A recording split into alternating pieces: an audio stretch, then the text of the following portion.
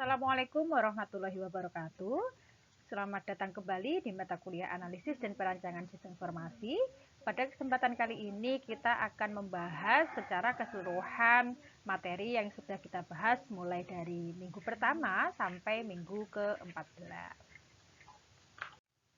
Seperti biasa, sebelum kita mulai pembahasannya, mari teman-teman dimanapun berada, dari rumah ataupun dari tempat yang lain, kita awali pertemuan pada kesempatan ini dengan berdoa. Dipersilahkan.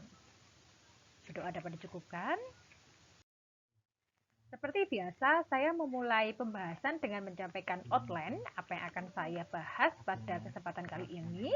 Karena ini adalah pertemuan terakhir, maka saya mulai dengan mengingatkan kembali rencana pembelajaran dari mata kuliah APSI, dilanjutkan dengan apa saja output dari mata kuliah ini, dan yang terakhir adalah karena minggu UAS akan sudah datang, maka kita akan membahas tentang persiapan dari UAS. Baik, kita awali pembahasan dengan menampilkan kembali rencana pembelajaran. Baik, ini adalah rencana pembelajaran yang sudah pernah saya sampaikan di minggu pertama, bahkan di minggu-minggu setiap saya menyampaikan materi. Teman-teman perlu tahu bahwa capaian dari mata kuliah ini bisa dilihat yang paling atas ya, mampu membuat rancangan konseptual atau desain logikal sistem informasi dengan didasarkan pada hasil analisis spesifikasi kebutuhan, menerapkan metodologi pengembangan, dan juga tanggung jawab atas pekerjaan di bidang sistem informasi. Dengan capaian mata kuliah yang mampu membuat rancangan, maka output mata kuliah ini adalah kalian harus bisa merancang. Nah, untuk bisa mencapai kemampuan merancang, maka dimulai dulu paling dasar. Kalau teman-teman masih ingat ya, di minggu pertama kita membahas tentang konsep dasar informasi, mulai dari definisi, karakteristik, dan juga tipenya. Dilanjutkan dengan metodologi pengembangan sistem informasi. Teman-teman dapat gambaran di sini ada banyak pendekatan, stakeholdernya siapa saja.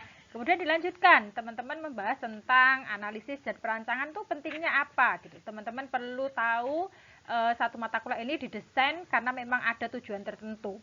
Nah, setelah secara konsep dan teori teman-teman menguasai, maka kita naik level. Naik levelnya adalah memulai dengan di yang warna kuning ini, teman-teman sudah mulai merancang atau merencanakan studi kasus. Kenapa harus studi kasus? Karena teman-teman agar mendapatkan pengalaman secara nyata merancang sebuah konsep sistem untuk sebuah studi kasus nyata. Teman-teman akan tahu susahnya ngambil data, teman-teman akan tahu bagaimana cara berkomunikasi dengan user.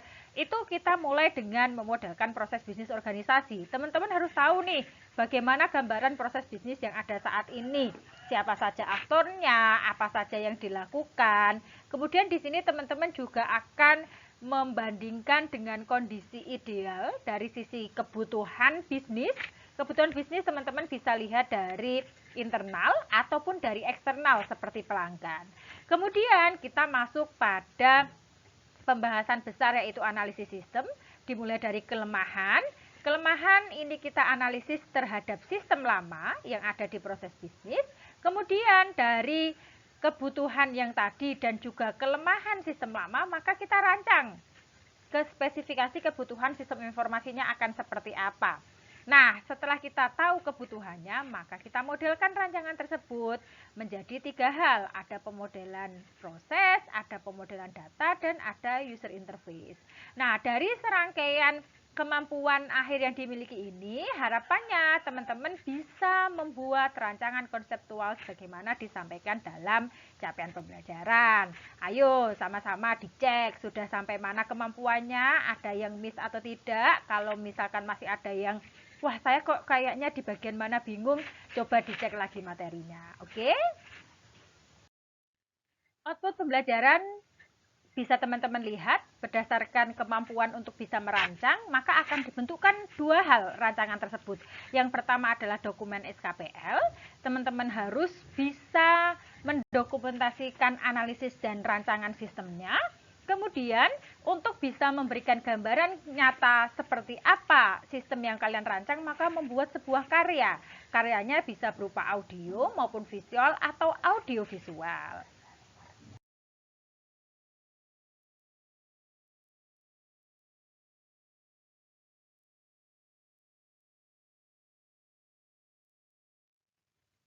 Selanjutnya, saya akan mencoba menjelaskan secara sederhana apa sih sebenarnya yang kita lakukan selama 14 pertemuan ini dalam mata kuliah APSI. Teman-teman tadi tahu bahwa kemampuan akhir yang diharapkan atau capaian pembelajarannya adalah membuat rancangan konseptual. Akan tetapi, rancangan konseptual ini tentu harus melewati step-step tertentu. Coba kita lihat sama-sama. Teman-teman diminta untuk mencari organisasi atau objek tertentu yang mana nanti akan diberi solusi sebuah pengembangan sistem informasi. Tentunya teman-teman sudah melewati masa-masa memahami teorinya, mulai dari sistem informasi sampai arti pentingnya. Nah, di organisasi atau objek ini, teman-teman kalau masih ingat, saya memintanya adalah yang paling dekat dengan kalian, ya. Bisa organisasi orang tua, bisa teman, ataupun bisa tetangga rumah yang lebih dekat. Itu dikarenakan teman-teman perlu mengambil data, teman-teman perlu melakukan interaksi. Terlebih dalam masa pandemi seperti ini tentu tidak mudah jika itu harus dilakukan di lingkup organisasi yang tidak terdekat begitu. Organisasi dan objek perlu teman-teman visualkan, di mana hasilnya adalah model proses bisnis organisasi. Teman-teman sudah membuat use case bisnis dan activity diagram. Nah, dari kedua model tadi, kemudian kita lanjutkan ke dalam analisis sistem. Ya, sebelah ini, seperti yang teman-teman ketahui, analisis sistem. Di sini saya hanya menampilkan dua ya. Pada dasarnya ada tiga, ada analisis kelayakan. Tetapi memang pada case ini kita tidak sampai membahas itu, jadi dua saja. Ada analisis kelemahan sistem lama, itu berarti didasarkan pada model proses bisnis. Kemudian kita lanjutkan ke dalam analisis kebutuhan sistem baru. Jangan kebalik ya, kelemahan pada sistem lama, kebutuhan pada sistem baru. Untuk analisis kebutuhan, teman-teman tidak hanya didasarkan nih pada kelemahan sistem lama yang sesuai dengan proses bisnis, tapi teman-teman juga perlu memperhatikan kebutuhan bisnis organisasi.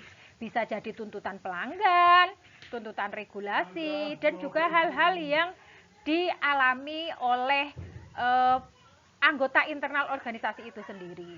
Nah, dari analisis sistem kita turun ke bawah. Apa teman-teman? Ya, benar sekali, perancangan sistem. Seperti yang sudah saya sampaikan, untuk perancangan sistem itu ada tiga, ada pemodelan proses, ada pemodelan data, dan ada pemodelan user interface. Untuk pemodelan proses, teman-teman perlu membuat yang namanya use case diagram system, kemudian juga ada activity diagram. Teman-teman perlu lagi melihat bedanya use case system dan use case bisnis seperti apa. Kemudian pemodelan data, seperti yang saya sampaikan, memang tidak saya bahas di mata kuliah ini, tapi harapan saya, dengan teman-teman sudah belajar sistem basis data, teman-teman bisa membuat model data dari sistem yang akan dirancang. Apa bentuknya, Bu? Bentuknya adalah IRD. Jadi teman-teman silakan identifikasi entitasnya apa saja. Setelah tahu entitasnya silakan diidentifikasi atributnya. Kemudian dari atribut silakan diidentifikasi data type-nya. Kemudian primary key. Dan tentu yang tidak perlu dilupakan adalah relasi atau relationship. Kemudian untuk pemodelan user interface ini adalah untuk memberikan gambaran nyata kepada user seperti apa sistem yang akan kalian buat. Karena ini capaian pembelajarannya adalah mampu membuat rancangan, maka hasil besarnya adalah rancangan konseptual sistem informasi. Begitu secara keseluruhan metodologi dari kita mengerjakan agar capaian pembelajaran ini bisa tercapai dengan baik. Amin. Nah, sampai nih kita di pembahasan yang terakhir, yaitu persiapan UAS. Apa sih Bu yang harus saya siapkan untuk mengakhiri semua mata kuliah APSI ini? Apa-apa saja yang harus saya siapkan? Apa-apa yang harus saya lakukan? Baik teman-teman, tentu karena mata kuliah ini isinya ada dua, yaitu teori dan praktikum, maka teman-teman juga tidak boleh hanya condong pada satu konsep saja gitu. Teman-teman, satu, kuasai semua konsep, mulai dari apa itu sistem informasi, komponennya apa, sampai juga prinsip-prinsip dalam perancangan sistem informasi. Kuasaan terhadap konsep ini penting, karena untuk bisa merancang atau membuat analisis, teman-teman harus tahu teorinya terlebih dahulu. Maka ini harus dikuasai.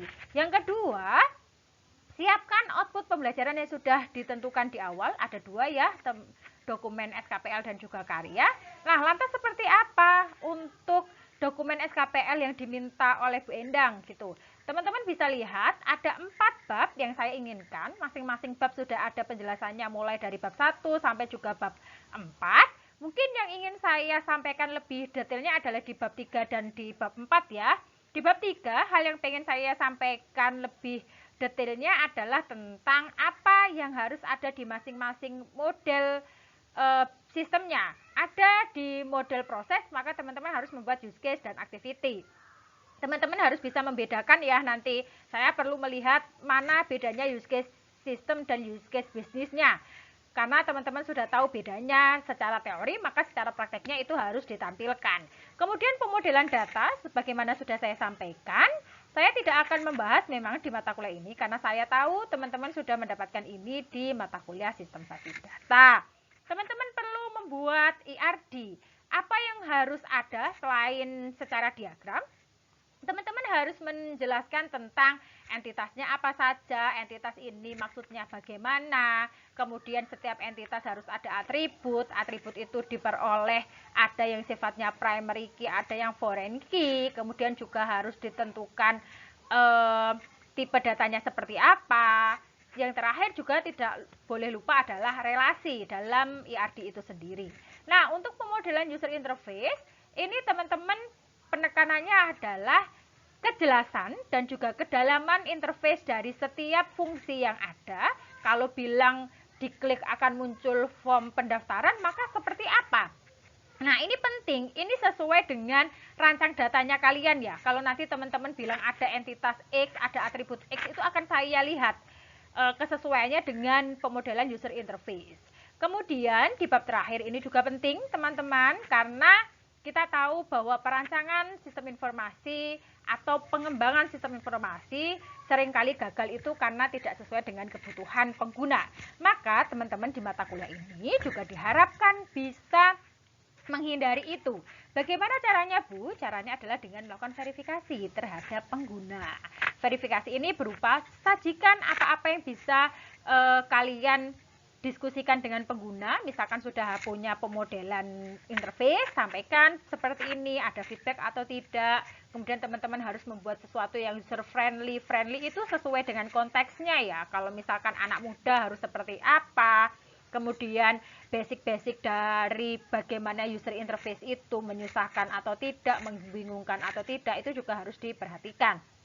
Kemudian ada saran perbaikan, tidak peduli sebanyak apapun sarannya, tapi kalau yang jadi permasalahan adalah teman-teman tidak bisa mendapatkan feedback. Ya, itu yang akan menjadi catatan kalau tidak bisa dapat feedback. Kemudian karya, ini pada dasarnya adalah sebuah ini gambaran secara besar sistem yang kalian rancang itu seperti apa ya, mulai dari kenapa sistem itu dibuat, ada masalah apa di organisasi, misalkan banyak antrian, buku tumpuk-tumpukan, kertas nggak tahu kemana, kemudian solusinya apa. Solusi ini berarti adalah sistem yang kalian buat, kemudian bentuk sistemnya seperti apa, itu penting disampaikan. Seperti itu pembahasannya. Nah, ada yang bertanya mungkin ya dalam nanti ketika mendengarkan materi ini, kok tiba-tiba UAS, Bu, kan minggu depan masih kuis gitu di minggu 14. Benar sekali, untuk kuis silakan teman-teman secara jujur disampaikan untuk progres semua dokumen luaran, karya, ini posisinya sampai mana. Dan nanti akan ada sesi sharing kenapa perancangannya misalkan kurang, masih ada apa, kendalanya di sisi mana, maka itu yang disampaikan. Jadi siapkan saja apa-apa yang perlu disiapkan di UAS, dan siapkan juga cerita jujurnya ya. Jangan, saya tidak mau yang drama-drama gitu, tapi saya pengen tahu jujurnya kenapa, secara entah itu internal kalian atau dari sisi studi kasusnya. Silahkan dipersiapkan. Sampai bertemu di hari Selasa untuk teman-teman karyawan dan hari Rabu untuk teman-teman reguler. Sampai jumpa di kedua hari tersebut.